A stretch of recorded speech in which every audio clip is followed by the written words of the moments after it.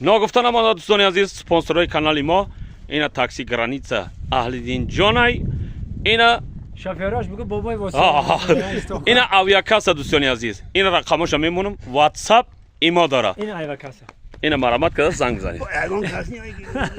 اینا می سپانسرای کانال ما این رقمش میمونم تاکسی گرانیتسا ساق و سلامت برده قزاقستان میارتونه دوستان عزیز اینا اویاکاسا اینا بلیطای سمالیات بلیطای پاییز اینا می کانال بابای خالداربای زنگ بزنید آدمای باوری نکنید مرامت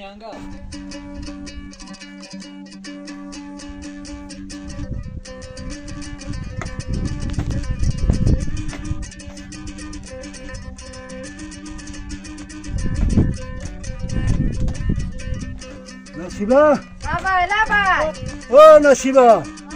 همسایه بیا بیا کجا همسایه بیا بابی واسه بیا نانی گرم بیا افسوس که محل رمضان ایده بیا سازی همسایه میشه خودت نازی سازی تینجی همسایه چو کردی بابی واسه تینجی بود ای تیجه همون یک گل بود کو همون یک گل چی گل بود؟ همه فکر نکن در همین کلام جونه میگیرم ها فهمیدم آخه این بابی خالدار بای ماهیگیره کو و اشتراکچی جنگ ای با ولی کی میفهمه اگر من همونجا برم بگم برا ماهیگیره ماهیگیر لبی بحری سن تو دای کو همونجا برا خازر بای بیا خازر بای واسه بیا خازر بای چه داره بیا جوان مهنگی کلای کولای زده یونه این همجا کم و ماهی گرفته شتم کن بیا واسه جان بیا یک خانشه بزنم واسه جان بیا همین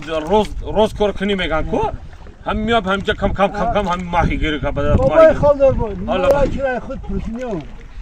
2 روزه من میگم که همین خالدار بای اشتراکی جنگی بزرگی با تنیه آخی